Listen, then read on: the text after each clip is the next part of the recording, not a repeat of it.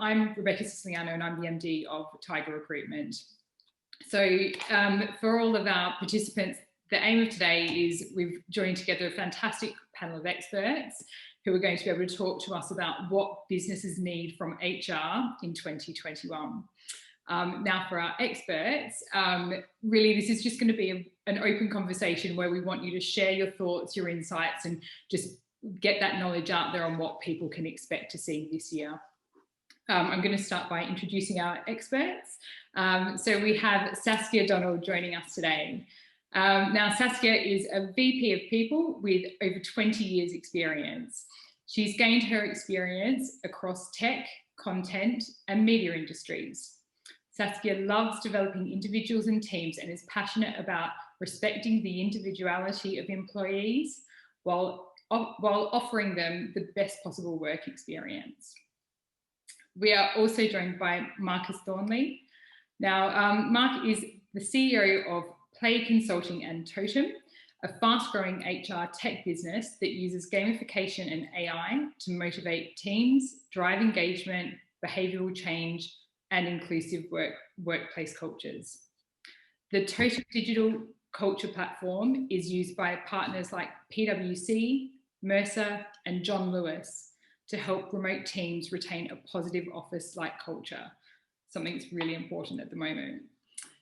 We have Robert Hicks joining us today, and Robert is a Group Human Resources Director at Reward Gateway, and that's an employee engagement platform, and Robert is responsible for a broad range of areas, including internal employee engagement, L&D, reward and benefits, D&I, office experience, and recruitment.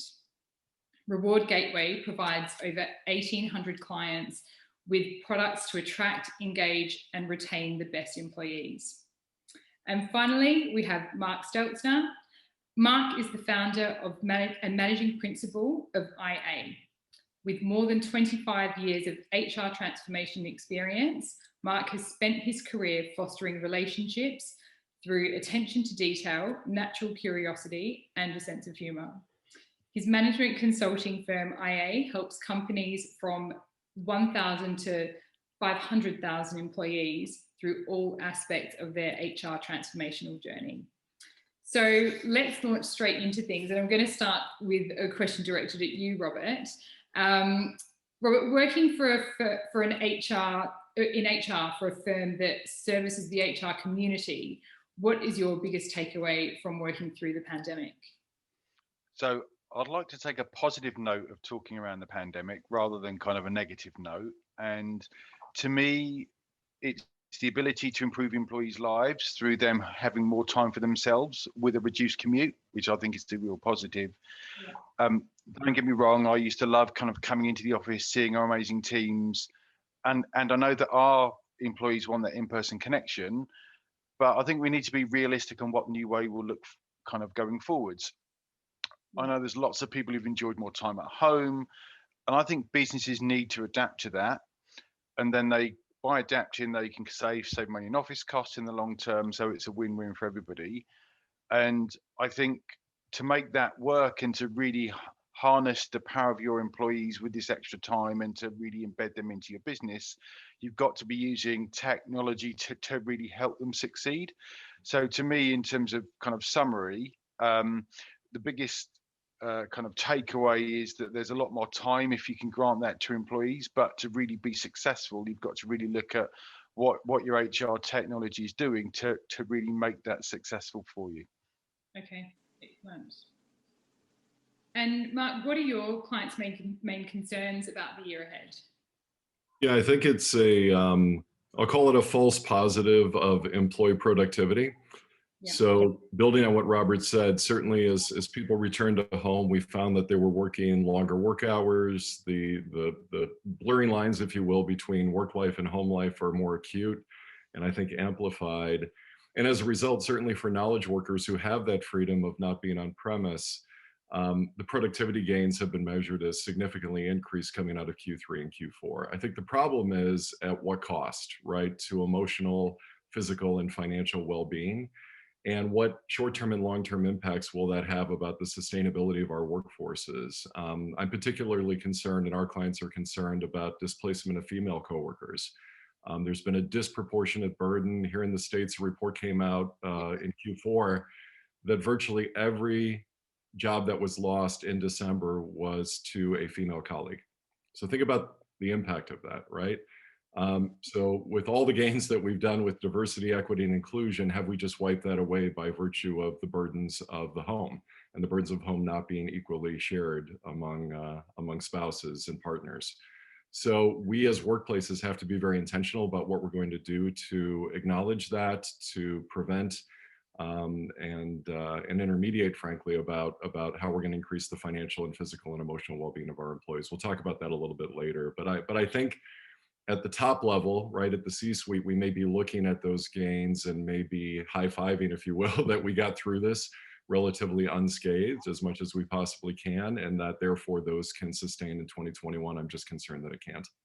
Yeah, I think the points that both of you made so far are so relevant, because from what we're hearing from clients, from candidates, no one quite sort of knows where they are at the moment. It is this sense of, well, I've got a little bit more flexibility because I'm working from home and I've wanted that for a long time. But then on the flip side, everyone is saying they're working longer hours, they're putting in more, and it's kind of, you know, figuring out where that's going to get us to as well. Saskia, what do you think, what should HR's first priority be in 2021? So actually following on to what the chaps were just saying, I mean, I really think that HR needs to take a moment and really do some proper data collection in terms of where people are at right now. Because what happened through 2020 would have been, as you know, we've been saying, it's great for some people, and there have been these gains in productivity, but at what cost? You know, whose partner has just lost their job? Who's struggling financially at home? Who's doing the homeschooling and not able to, you know, do the weekly calls, you know, when they're supposed to be? Who's really stressed out by that? Whose mental health is deteriorating? You know, we've been doing this for nearly a year now. That means that there's a continual toll, and it's cumulative, right? There's a level still of uncertainty. There's uncertainty around political situations, economic situations, and you know, when's the vaccine coming? Is there going to be enough? Will I still get it by the summer? Can I take a summer holiday this year? All that stuff, it's still there. It's still rolling around, and there needs to be that data collection around people's personal circumstances, but also, you know, people's mental health, and where are we at with everybody? What's our population feeling? And also, what are they starting to think around, you know, potentially coming back to the office later on this year? Is that something that people want to do? And be clear, it's data collection. It's not what, you know, you need to give me an answer now. We need to start thinking about what people are thinking about in terms of how it will affect them individually, so we can start pulling stuff together and plan stuff at a business level. Robert's absolutely right. Some people won't want to have an office or as big an office going forward. But for a lot of people who've been working around their kitchen tables with their flatmates, they're desperate to get back to work.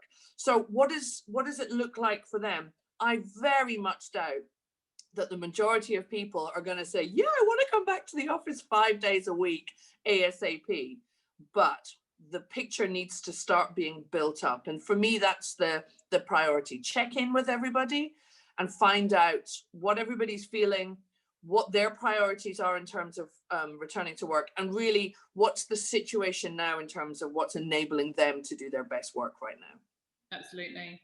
And Marcus, over to you now as well. How do you think the role of the office will change, and what impact does this have on HR? Yeah, so I think, thanks. So I agree with all the points being said. I agree that there's certainly things to look forward to, but there's just so much uncertainty, and we've responded magnificently on the whole as a race, I think, but we don't quite know what comes next. And the risk is that we just try and imagine the future with the same kind of glasses that we had in the past. So, you know, when we're thinking about the office, I think what's interesting is work, both the place and the thing seems to have been decoupled. It clearly has, because of the health emergency. So, you know, work is not being done at that place called work. The pendulum will swing back to a degree, but it's the degree to how far it swings back. I agree with Saskia. I don't think, certainly in the industry I'm in, there's never going to be a time, or it's very unlikely, that we're all going to be in the office Monday to Friday all the time as we were. Yeah. And what's interesting about that is work the place was kind of like the canvas, the stage upon which we could manage to work, and we could see how people were doing. We could grow our culture. We could be seen, and we could see, we could hear and be heard. All those things, it all neatly fitted in a building. And we're not going to have the same canvas, the same building to house everything in. We're going to have to think about what the work experience means when it spans multiple stages. The stage which is the building, the stage where it's my kitchen table, the stage where it's remote colleagues who perhaps are remote internationally. We need some sort of new canvas to try and bring this all together. Because at the moment we're kind of harking back to the office, and I think most companies will still have one, but it's going to be drastically different. And for HR, it's trying to think about, well, do we need an office? I suspect most people still do, but some people won't. What's the purpose of the office? Like, what's going to happen in the office? And based on what's going to happen there, how do we reconfigure our offices? Let alone getting to the point that Saskia was talking about, which is, you know, re-engaging, finding out how people feel, and then going through that dialogue as to what do people want, and how can you decide the policies and then adopt them and bring them to life, and in some cases policing them. So there's a lot up for grabs. We can't rely on the office in the same way as we did, which is great. As Robert was saying, there's lots of gains to be made, but we need a new fabric, a new way, and instead of just trying to imagine the future in eyes of the past. Definitely, because I think, you know, it can vary depending on the size of the business as well. But when you have that, I feel like at the moment the solution is, we'll check in with everyone and sort of, you know, do those one-to-ones and do the catch-ups. But is that a sustainable solution? Like, there has to be sort of another way around this to kind of look at what else can businesses be doing on the whole, really. Yeah, I think especially for office workers and knowledge workers, we relied on it so much. It wasn't just, you know, the roof that we kept all the desks in. We relied on it for the functioning of our businesses, and that needs to change. And if we get it right, there's huge opportunities, but that needs to change, because we're not all going to be under the same roof necessarily all the time. Yeah, absolutely. And just looking at sort of another area that we've sort of highlighted as important is setting those business objectives. So this question I'm going to direct both at Mark and you, Marcus, as well. As business leaders, what part can your HR team play in helping you set those business objectives for the next 12 months? Quickly bounce some ideas. Well, look, I think, you know, from my position in the company and from the senior leadership team, we need HR, which is what it's doing, but the HR function needs to hold us absolutely accountable. And I think it needs to hold us accountable to making sure, you know, whatever our objectives are for the next 12 months, that everything is played through the lens of people and culture. So that means just putting it at the center of objectives, or even if there are objectives which might feel slightly divorced from that, identifying and planning what the people and culture implications are going to be. I think there's another big piece for us. You know, again, in an office, communication is relatively easy. We think it's got easier with Zoom, the rest, and it has to a degree, but it still isn't there. And that need to communicate and over communicate and re-communicate for the nth time, and for it to be two-way is going to be really important. The way we think about it, I'll pass over to Mark. The way we think about it is, you know, we have our objectives for the next period. Try to break it down on what are the behaviors that we need to exhibit as a business for us to deliver on those behaviors, and then we can start having conversations. Well, so how do we model those behaviors? And from a leadership point of view, it's important throughout the whole business, but it really falls on leadership as well to really model those behaviors so you can motivate them, so you can celebrate them. So we act in the way that we need to act for us to deliver on those things that's really important to us. Yeah, excellent. And Mark, do you have anything to add there as well? Yeah, I'll build on Marcus. Great themes there. You know, there's cognitive dissonance between what Robert touched on earlier, which is we all have to have something to look forward to. So I think as leaders, it's incumbent upon us to set a goal and a guide to the future that is filled with positivity and outcomes that really I think our populations can embrace and buy into. At the same time, we have to let our HR leaders bring forward the reality of our organization and hold up a mirror so that we exhibit courage and have the confidence and wherewithal to say, I don't know. Yeah. And I'll tell you that nothing brings your people closer to you than you being a human and you acknowledging that I really don't know. And then following up, I don't know, don't just hang up, you know, the Zoom call and wish them a great day, but following up with what we do know and what the choices are. And we're looking at A or B, or these are the variables, right, that will impact the sustainability of our business in these geographies or verticals or functions within the organization. But the most courageous leaders that I'm encountering are very comfortable acknowledging the uncertainty. Yeah. And then are very clear about the certainty of what HR will do to support you during the uncertainty. So, you know, we're finding much more appetite for managers to own their teams, for employees to own their careers, right? These are themes that have been bandied about in our industry for decades now. But it was funny, I was talking to a people leader just yesterday, and she said, you know, this is the first time that the CEO reached out to me and said, well, how are you? Yeah. Like, I've worked for the CEO for 10 years. Like, how are you really? And what's going on in your life? It's like, wow. So we've broken that veneer. Like, my son may run in the background at any moment. I can hear my dog scratching at the door, like, welcome to our world, right? So at the end of the day, we're all human, right? We're colleagues, we're coworkers, we're foundationally human, and we're foundationally going through a shared experience. And I think just leading with humanity, which sounds so trite in some respects, because you've probably heard some variation. You turn on a commercial, I think every brand is probably leading with this. And then the employee value proposition, right? That EVP that we spend all this time crafting, acknowledge that it might be aspirational. It might not be factual, right? That there might be a distance between where we are today and where we want to go. And I think all of those will bring a level of connective tissue, frankly, that maybe didn't exist prior to the pandemic. Yeah, I really love that, Mark, because I think that's what HR professionals that we're dealing with is struggling with the most. Like, people are coming to them, you know, for the answers that they don't have. So I just like that, you know, idea of just being honest and saying, I don't know, and just kind of, you know, guiding people through it that way, like where everyone's sort of, you know, in the same situation, really. Right. Yes, it's quite interesting.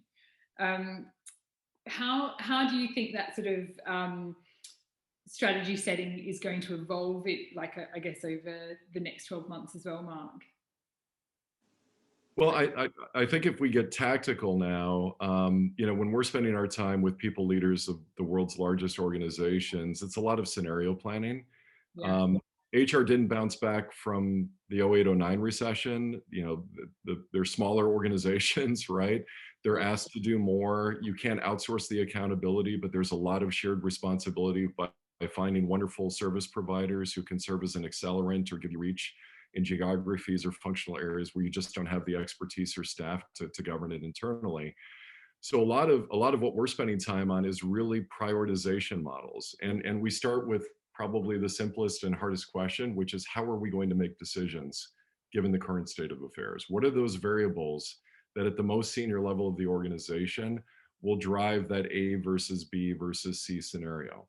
And I'll harken back to something, Saskia, you touched on, and is the data good, right? Do we have quality real-time and or predictive data that will show us that we truly even understand our populations? Just very quickly, we have a large healthcare client that could not do background checks, right? They had, obviously the demand for healthcare staffing around the world has been unbelievably acute. They had 1,400 immediate positions they needed to fill.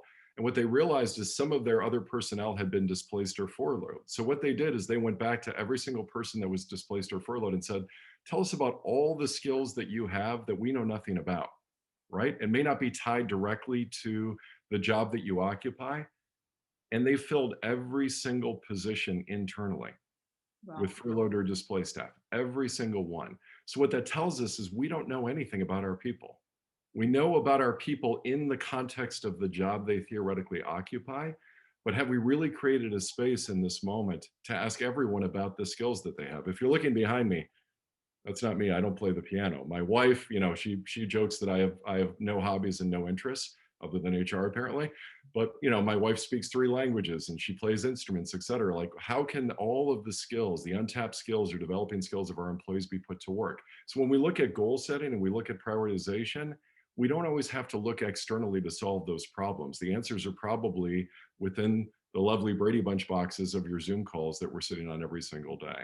So that's that, but we have to have a goal. We have to know what we're trying to achieve, and we have to ask our people to help us. And again, it's a different form of courage, but it's very dynamic and it's very fluid. And I think that's just a reality of the world that we're in right now. Yeah, absolutely. Robert, over to you now. So 2021, it's likely that businesses are going to be planning their recovery, and you know, perhaps indications we're getting is that it is going to be sort of looking at this as an opportunity to rebuild as well. What are some of the foundational aspects of the HR department, and I guess what does that look like to you, and when it comes to helping businesses recover? Yeah, I think you're right. It is an opportunity, and there's a couple of things which I'd just like to answer first. So, I think Mark mentioned kind of the leader not knowing. I think that's really powerful, and I remember watching Brene Brown on stage talk about the power of vulnerability, and to me, the more leaders embrace that, just a simple "I don't know" and I'll get back to you. It's so empowering. I think that's more of where we should be heading, and I think that there's a phrase that which I've heard a couple of times recently, which I'm going to steal, is that when we're talking about the situations, we're all in the same sea, but we're not all in the same boat. So even though the circumstances around us are the same, our individual circumstances aren't the same. And I think Saskia made a point about well-being, which we'll also touch in a minute. That is so central, and we can't say, here's your EAP box, here's your well-being box, because one person with who's homeschooling, like me, they're 10 and 14, that's a walk in the park compared to people who have got 4 and a 6-year-old. I wouldn't want to swap kind of with them for anything. But in terms of looking at what HR needs to do, it's got to go back to basics. We've got to act like a business partner first, and I include the 100% including the employees in that part of the conversation. Because if we don't think of ourselves as business partners, we're just kind of making policies, and we kind of really do need to think kind of what we're doing. I think we've got to look at the plan for hybrid working, kind of which you've all spoken about, and I do have a real office bias towards this, where kind of that's my experience and where I'm looking. And I think you've got to be looking at kind of how you connecting to your employees, how are you communicating with them, how are you recognizing them, how are you rewarding them, how are you giving them what they need. And if we're less in the office, you need technology to do that, and you need technology that works. So I think that you've got to be looking at that. Yeah. Secondly, I think you've got to have 100% open dialogue with the business to understand their needs from an operational level. And I think we've got to be trying to understand and asking lots of good open questions to understand, what do we have now within our toolkit that we can do? And then what do we need to go out and kind of a match? Yeah. I think we've got hiring needs, and that really needs to be kind of bedded in, and that's going to be a real challenge.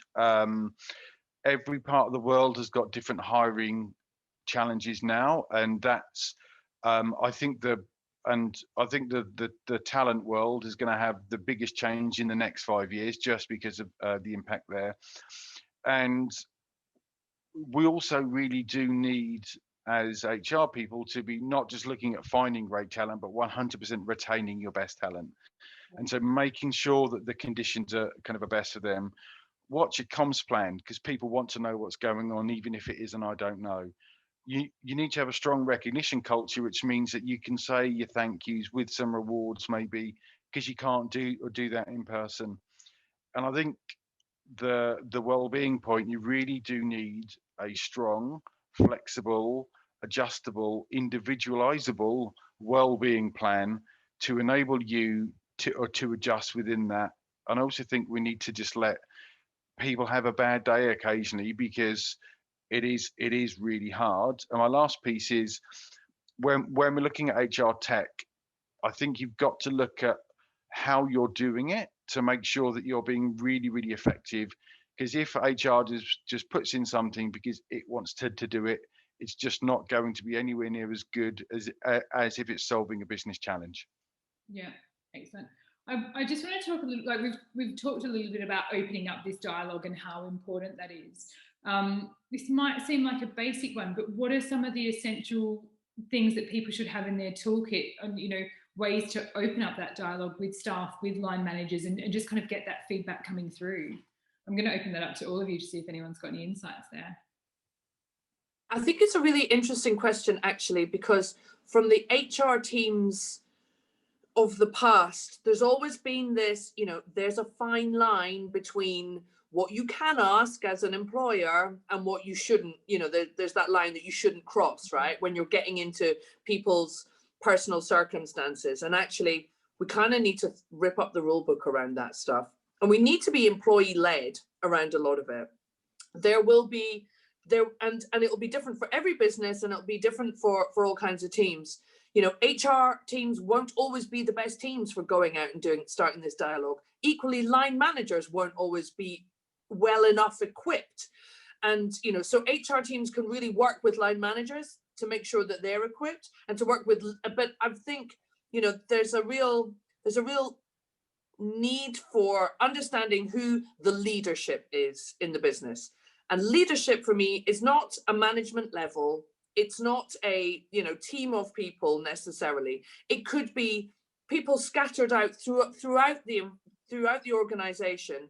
But leadership for me in this sense is, who are the people that are already well equipped and well able to go and have these conversations, get those people involved to start working out who else could be also involved with a bit more assistance and coaching and help. Because this is something that goes beyond the HR department and the management team. This is something that everybody is going to have to be involved in. And it's about who's got the right skills and the right abilities to be able to do it. That's where we need to start. So it doesn't matter where they are in the organization, who they are, but everybody knows but everyone, in most organizations, who these people are, right? Yeah. So get that team together and start building it out from there. That's where I would start, for sure. Yeah. I think that I'd completely agree with Saskia. I think there's a step earlier than that from me, which is often how I've found success in communicating with staff, which is just asking them, what would you like to know and when would you like to know it? And kind of surveying your staff, but that borderline between surveying too much and surveying too little. But the power of that information, and there's just 2 points kind of I want to mention on this, one of which is not everybody feels brave enough to speak up, because for a variety of different reasons. So we need to allow the quieter employee to have a voice. And I think it was Marcus who mentioned about Zoom not being the solution. I completely agree. I do think where Zoom and the video call has really been powerful is when everybody's on a screen. There's more equality of input into a meeting than when there was people split across and the side conversations. Now everything's on a screen. I think that's really helpful. But I think communication, I always say that HR isn't a people job, it's a communications job. So we just need to be talking to people, finding out and responding. The policies in essence write themselves because everybody has really similar ones. It's how you communicate as a business is what separates you from one which is doing better than one which isn't, which is often where there's a communications gap. Yeah.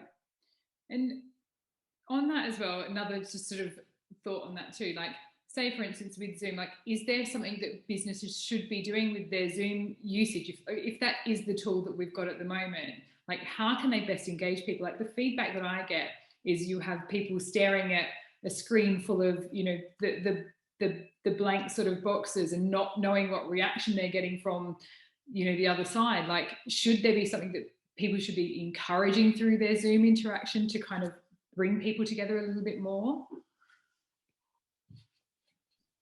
I think there's a few comments. I think Zoom or Meet or whatever, it's all great, and we won't be able to function without it. Doesn't mean it's the only way to communicate. Yeah. And I think there's something also about synchronous and asynchronous communication. Zoom is very scheduled, isn't it? Yeah. And that's wonderful, but it also misses out on lots of stuff. It misses out on all the unscheduled stuff we can't rely on because we're not together.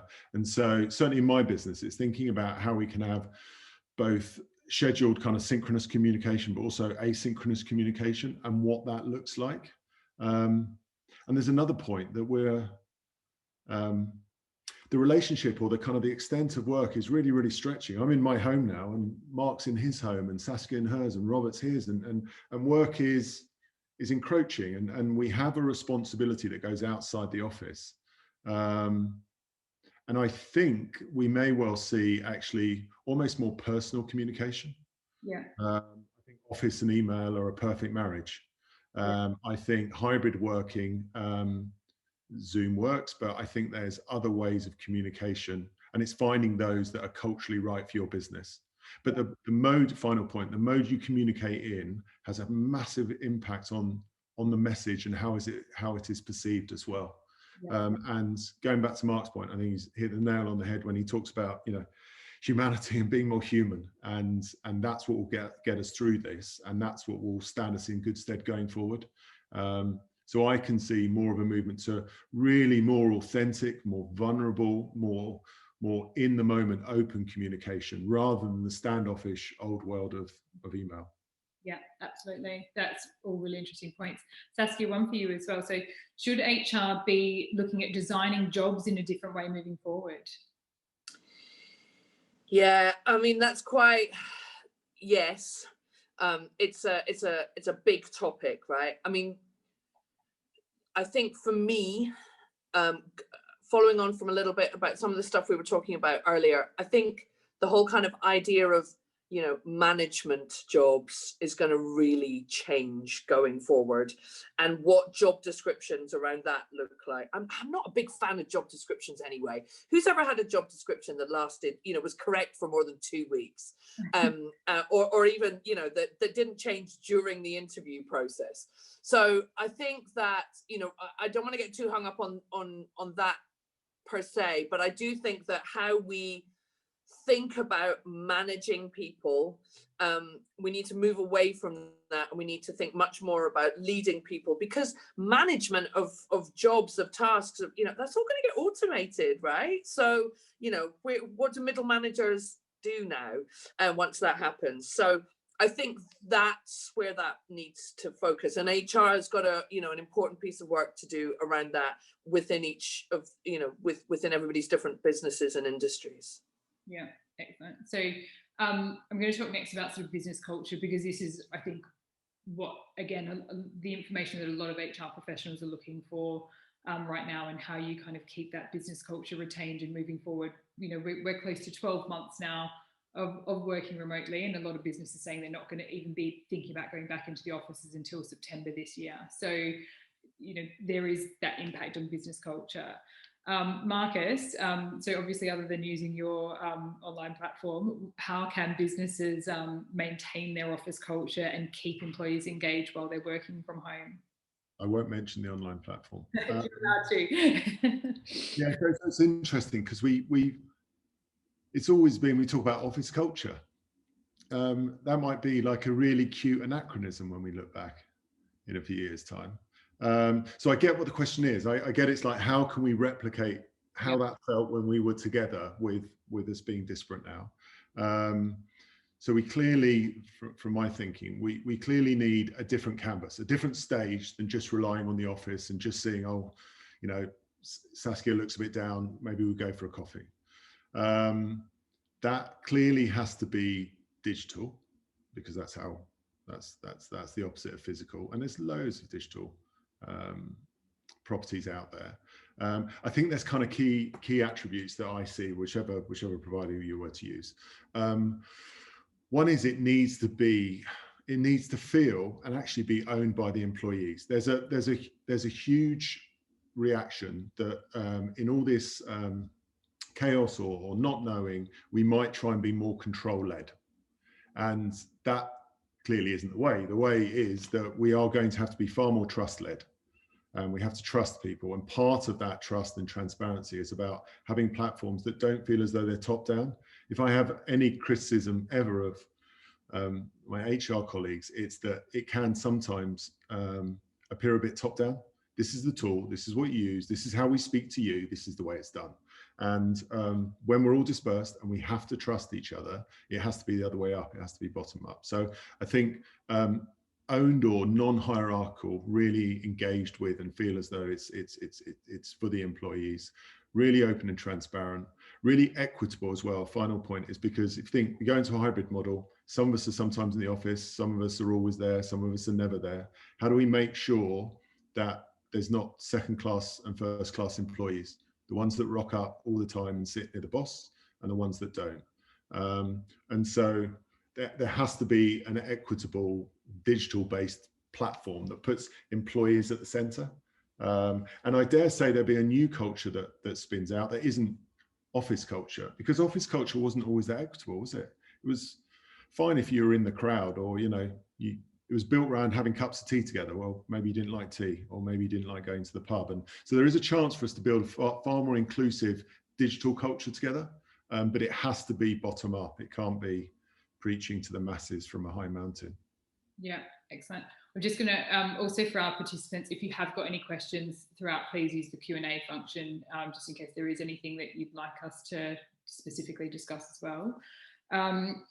Mark, just going over to you now as well, what do you think HR leaders should consider when they're looking to improve the employee experience for their teams? Yeah, I mean, I love our industry because we invented this term called the employee experience that means nothing and everything. I mean, every experience is an employee experience. I'm having an employee experience right now, actually, as I'm talking to you fine people. So I think part of it is you almost have to be forensic, like a private investigator in HR, to even address the question of what it means to have an employee experience. An example would be we work with a large global logistics and supply chain organization. The premise of their talent acquisition platform was email-based, right? Every fall they hire 60,000 seasonal workers. 60,000 seasonal workers. And what they realize is that 90% of those seasonal workers don't have an email address. So when you think about digital experiences, right? People have conflated employee experience with digital experience. And yes, they may have smartphones, but guess what this organization had to figure out? How to use text. How to use text, right? While you're in queue, literally at the facility interviewing for your hourly wage job. So I can move you through. So by the time you actually connected with the human, right? This is a multi-channel experience. By the time I got all the indicative data that was necessary, and now we can talk about you, your background, et cetera, and your readiness for the particular position. So we've conflated this technological enablement, this device enablement with employee experience, and we need to think more omni-channel. And we need to give to the acknowledgement that my wonderful colleagues have made, that every individual is unique as a snowflake, that at the end of the day, they need to channel jump and opt into the channels, the multiple channels that are most appropriate to their situation and to that particular moment that matters. And the moment that matters to them is not a moment that matters to HR, right? We can prescribe perhaps the critical moments that we're aware of. Might be a new opportunity, might be a birth, a death, a marriage, a separation, right? We would typically look at work and life events through that HR lens. But there are moments that matter to individuals that we'll never be aware of.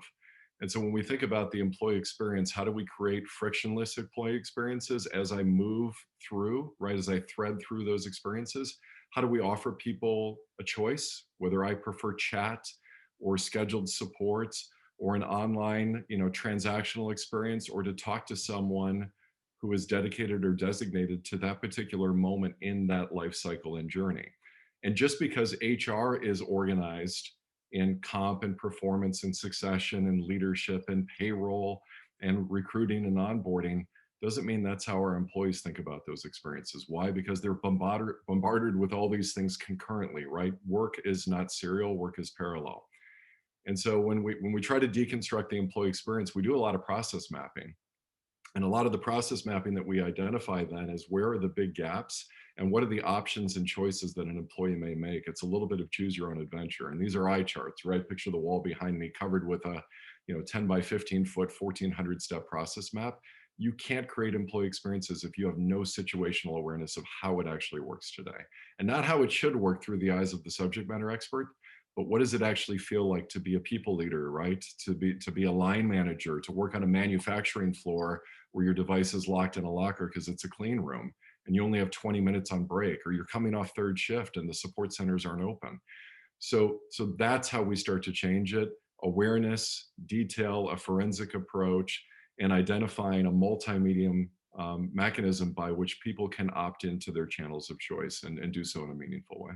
Yeah, absolutely. So it is totally about that awareness of, the bigger picture and seeing what teams, what people are feeling, but also looking at individuals as well, because, I always sort of say, if you are sort of having a difficult personal situation or something like that, the way your work responds to that situation is something that you always sort of think back to. My work supported me in that situation. I wanted to leave because I didn't feel supported. So yeah, there's such important things like sort of taking that angle of looking at it from all sides as well.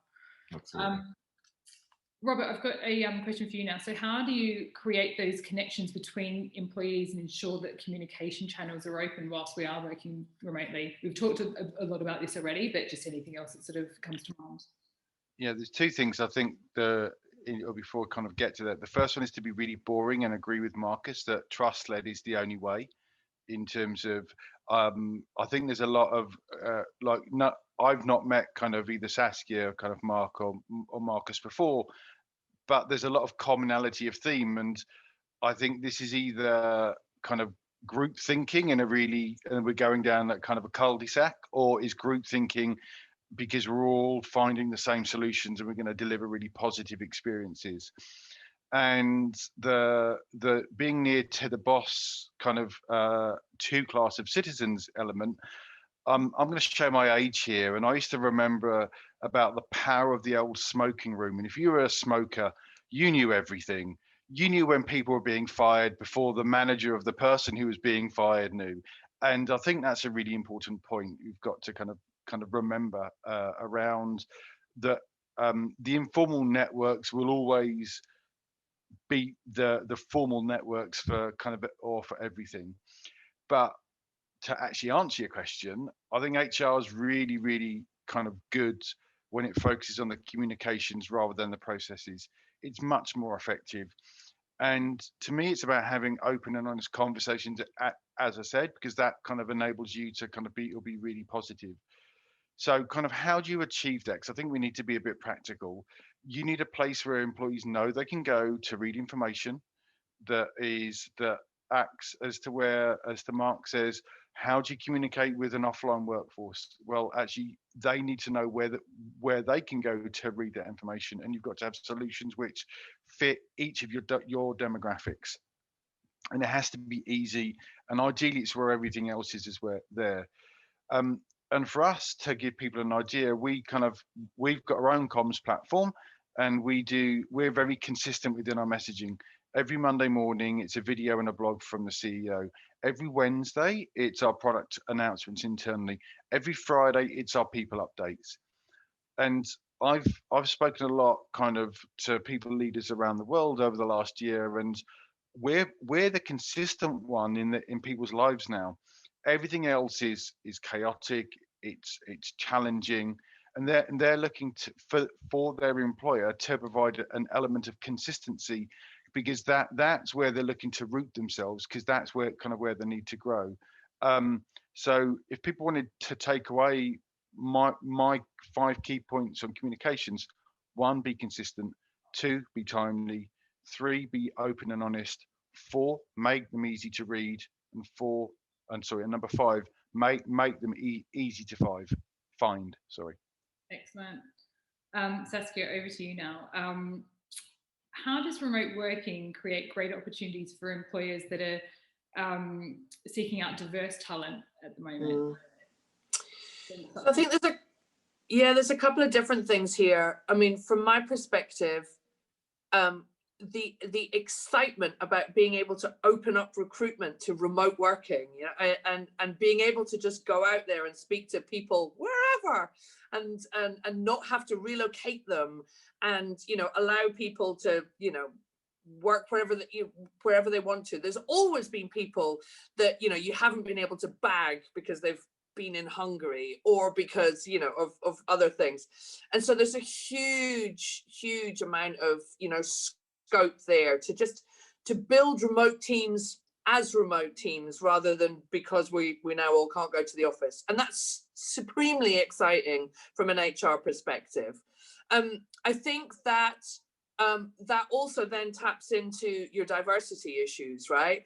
Think of all those part-time mums that want to work and can't do it because, and you know, they can do it, they want to work in the evenings once their kids have gone to bed. Amazing, they can now work. You know, we should be reaching out to all those groups that haven't been able to you know, come to our businesses for whatever reasons. I think that the flexibility that businesses can now offer people that will suit their personal needs, and understanding why remote working would suit people's personal needs, I just think there's an immense opportunity for businesses to kind of harness that. So I find that personally really exciting. I think also, you know, there's just no excuse anymore to not be reaching out to underrepresented groups and finding out how you can, and you know, and putting that on the forefront of everything that you do. And I don't mean that just in terms of recruitment, but you know, across the EVP, across that whole lifetime value of an employee. You know, who are the people that you've already got? Do you have the data? Do you even know who they are, where they are? You know, what additional questions do you need? What additional data do you need to be getting from those people to help support them? And how can you use that to further reach out, to further engage with those people, and you know, further with people that you might want to bring into the business from there. So I think remote working, honestly, thrown upon us in this way, but it just offers us such fantastic opportunities there. Yeah, definitely. Next, I'm going to go into benefits and employee rewards. Now, I feel like that sort of flexible working and work from home was sort of the go-to for everyone before in terms of what their offering was going to be for the, you know, benefits.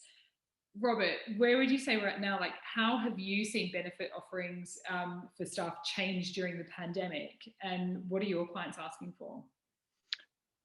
Yeah, I think it's a great question of kind of around change, and I don't think there's been much in terms of seismic change, in terms of new, and in terms of looking at this, I'm kind of looking at it from two directions. One of which is an HR leader myself, but also someone who talks to kind of lots of HR leaders across our clients.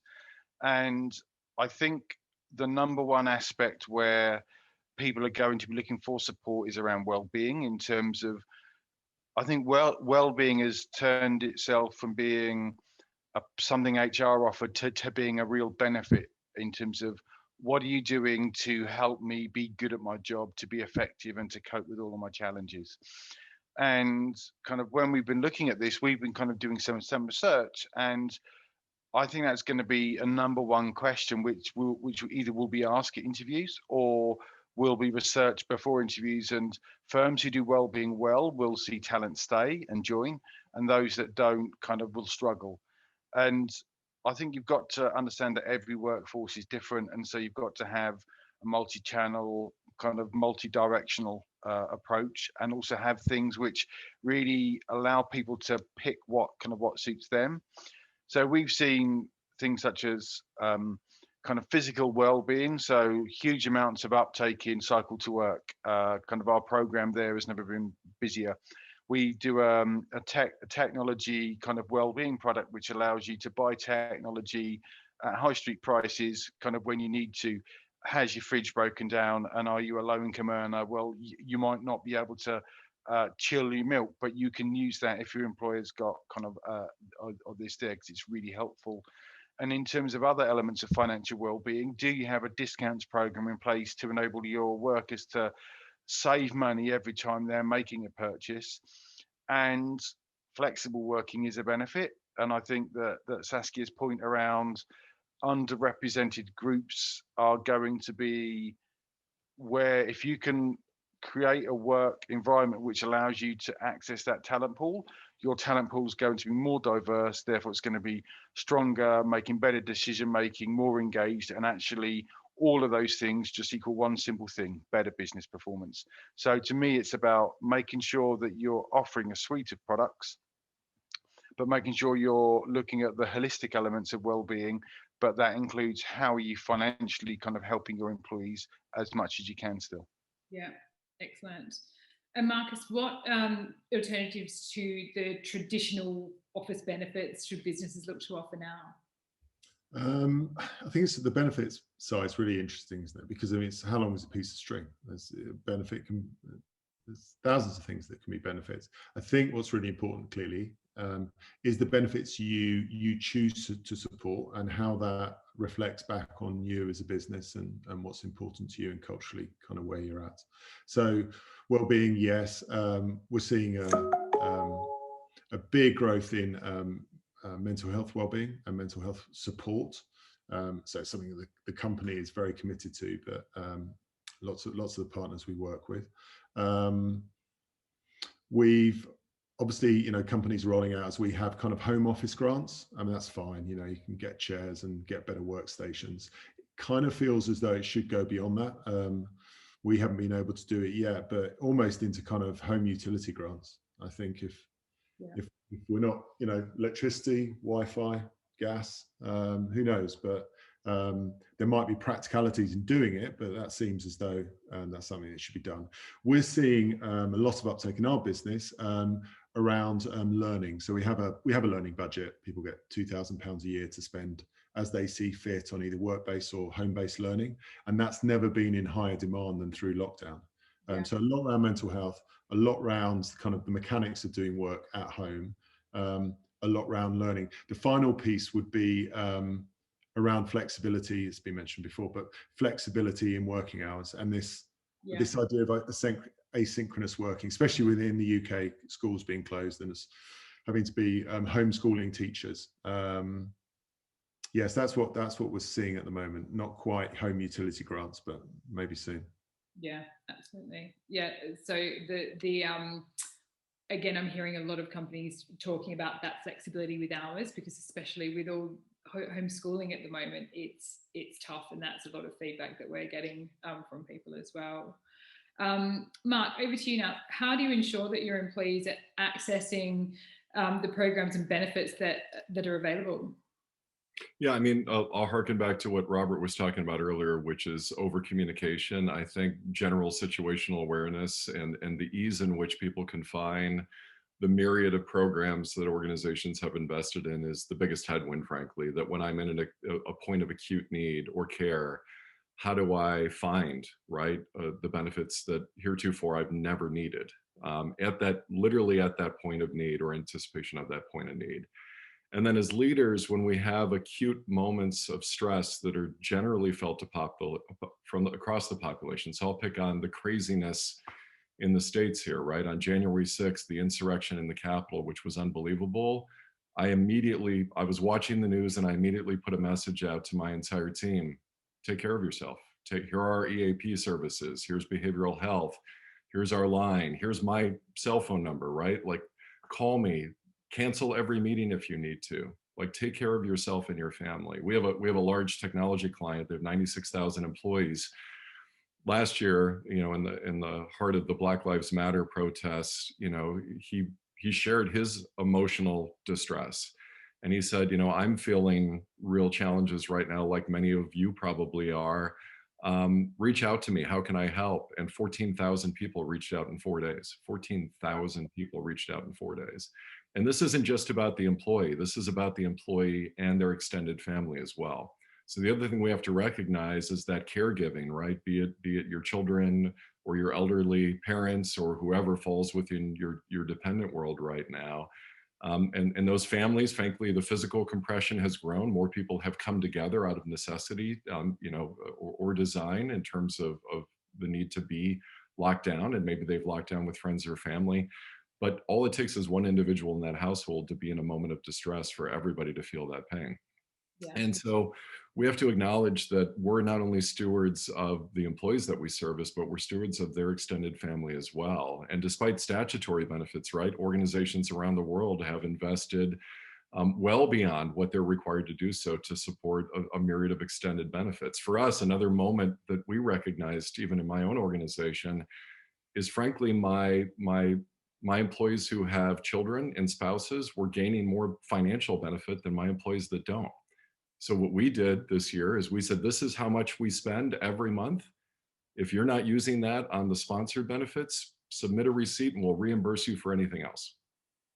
Yeah. Because why not? Why not budget to what you think the spend is, not the life situation of every single employee? Yeah. You know, people should be able to make individual choices, and I'm happy to put dollars, euros into pounds, into whatever is most appropriate for my population for them to find their own version and their definition, not my definition, their definition of what well-being means. So I think we have to be clear, transparent, open, honest, and acknowledge it's not just about the people, it's all the people that surround our people that are also needing to tap into these value-added benefits. Excellent. On that sort of mental health and well-being, Saskia, like as HR professionals, like everyone is sort of spending so much time looking after the people around them. How can HR professionals look after themselves?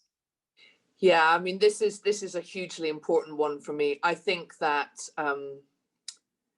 I think HR people have probably had a really, really tricky time over the last 12 months, right?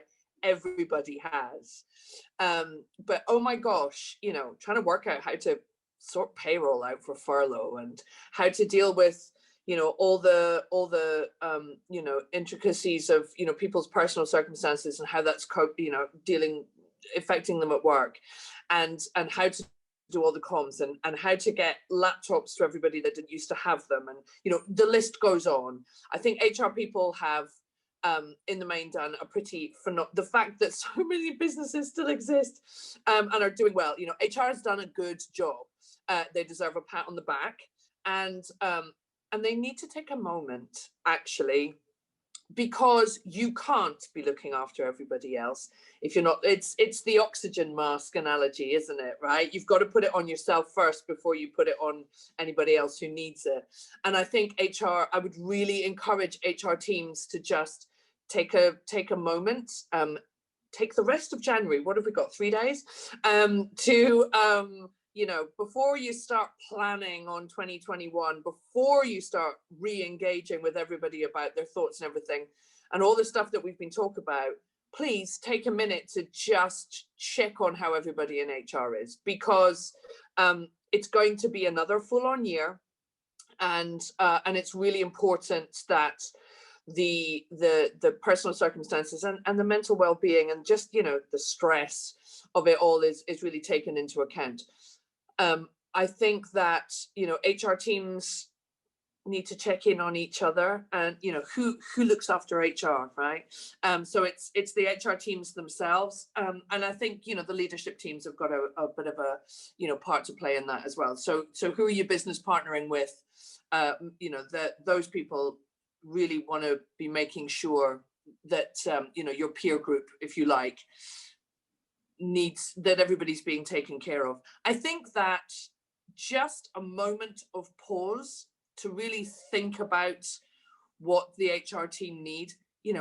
Do they just need some time off before all of this kicks off again? I know we can't go on holiday, right? But just, can everybody in the HR team just have a couple of days off where they properly switch off?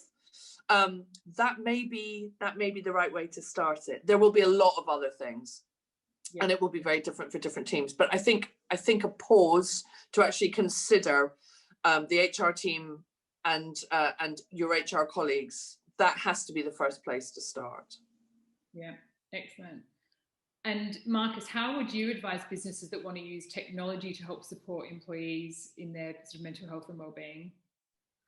So we make lots of apps and websites around well-being and learning and all that sort of stuff. So clearly we're kind of proponents, and we can see the good it does.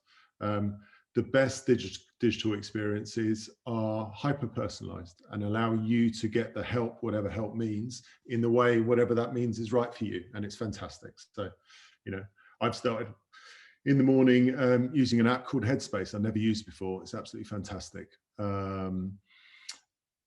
That said, the answer isn't, and this is coming from a technologist that builds stuff, the answer just isn't throw an app at it and just forget about it. That's an absolution of responsibility.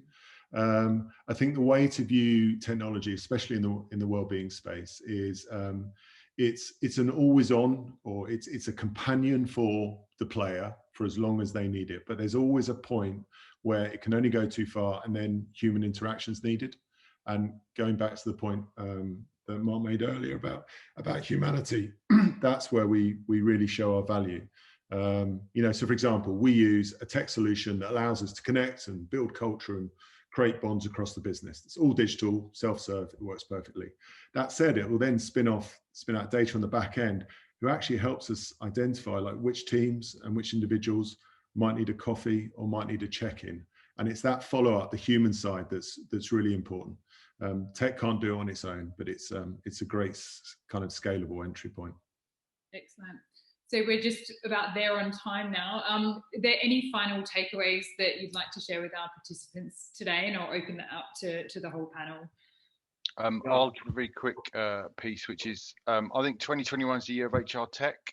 And I think we should be looking at how we can use technology to help our staff and help solve those challenges. But to take on Marcus's point, I think you've got to challenge yourself with the question is, how can I help with technology, not just use technology to try and fix something without having an idea of what it's going to do. So I think the solutions are there. I think we're just going to have to work hard to find them. Excellent. And Mark, were you going to say something as well? Yeah, I would just say, I mean, thank you all, by the way. Pleasure being with you all today. I look forward to future conversations. I would start with why. So there's a temptation for what, there's a temptation for how, but we don't take the time. And Saskia, I was drawn to what you said about HR. You know, can we get our HR people to all take the same day off so they don't feel guilty, right? Can we create that space? You know, ask yourself why. It's the simplest, hardest question to answer. So when we're starting to think about what we're doing and how we're doing it, and the temptation to throw more and more and more to support, you know, the key needs of our people, start with the why and the outcome, and then we can reverse engineer our way there. I find when I start with C-suite leaders and ask them why, it's the silence is deafening. So let's focus more on the why, and then we'll figure out how to get our way there. But thank you all. I really enjoyed the conversation today. Excellent. Thank you to everyone for joining us today.